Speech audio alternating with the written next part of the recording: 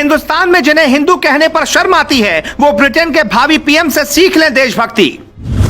भारत का बेटा ब्रिटेन का पीएम बनने से पहले ही बोला, मैं एक गौरवशाली हिंदू हूं, यही मेरा धर्म है। राहुल गांधी, केजरीवाल, ममता बनर्जी, देख लें सनातन धर्म का 7 समुंदर पार बज रहा है डंका। आज की यह रिपोर्ट आपको साल 2022 की सबसे अच्छी रिपोर्ट लगेगी, इसलिए आपको यह रिपोर्ट पूरी सुननी चाहिए।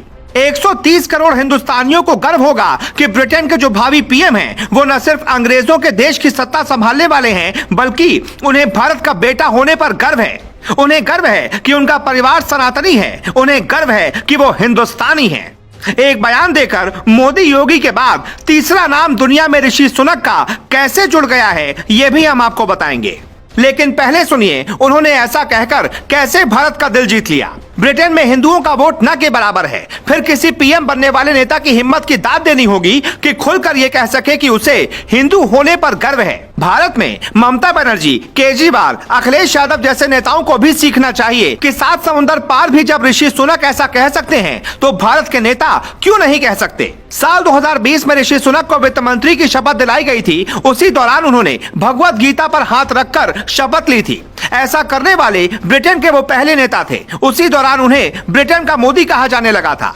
उसी वक्त ब्रिटेन के अखबारों में एक मुद्दा बन गया था कि सनातन धर्म का प्रचार ब्रिटेन में कैसे कोई नेता कर सकता है। मीडिया वालों ने भारत विरोधी सवालों की पूरी लिस्ट बनाई थी और ऋषि सुनक से पूछा। एक ब्रिटिश अखबार ने उनसे पूछा, आपने गीता पर हाथ रखकर कसम क्यों खाई? उनका जवाब आपको जरूर सुनना चाहिए। मैं अब ब्रिटेन का नागरिक हूं, लेकिन मेरा धर्म हिंदू है। भारत मेरी धार्मिक और सांस्कृतिक विरासत है। मैं गर्व से कह सकता हूं कि मैं एक हिंदू हूं और हिंदू होना ही मेरी पहचान है।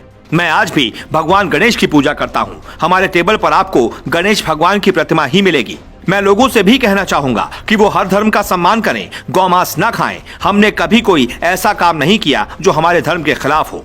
ऋषि सुनक को देखकर कुछ ऐसा लगता है जैसे सालों पहले मनोज कुमार एक फिल्म में एक अंग्रेजों के देश में जाते हैं तो लोग उन पर उनके पहनावे और शराब सिगरेट न पीने पर हंसते हैं, लेकिन जब वो एक गाना सुनाते हैं तो विदेशी देश के लोग सन्न रह जाते हैं। और वो गाना था ये, भारत का रहने वाला हूँ, भारत की बात सुनाता हूँ। कुछ ऐसी ही कहानी है ब्रिटेन के भावी पीएम ऋषि सुनक की। पंजाबी खत्री परिवार में पैदा हुए सुनक ने भारत में बहुत कम वक्त बिताया है, लेकिन सुनक का भारत प्रेम उन लोगों की आंखें खोल सकता है जो घर छोड़कर जाते हैं, विदेशी बन जाते हैं। लेकिन इस हिंदू धर्म से प्रेम की एक खास वजह भी है, वजह ऐसी जो सुनक आज भी याद करते हैं। कुछ भी हो जाए, कितने भी बड़े इंसान बन जाना, कभी दादा के साथ हुए अन्याय को मत भूलना।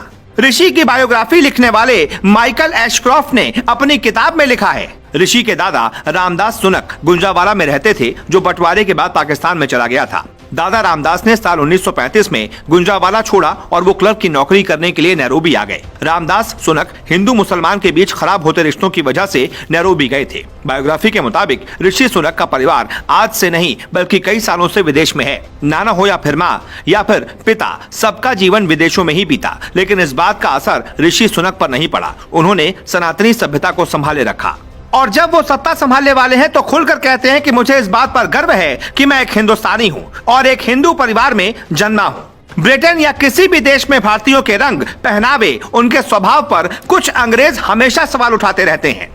ब्रिटेन में पिछले कुछ सालों में सनातन सभ्यता की तरफ लोगों का लगाव बढ़ा है। कई अंग्रेज भारत में आते हैं तो ऋषिकेश और वाराणसी की गंगा आरती में बैठकर आरती करते देखे जाते हैं। मतलब ब्रिटेन हो या कोई भी मुल्क, अगर वहां एक भी सच्चा हिंदुस्तानी होगा तो वो अलग जगा ही सकता है।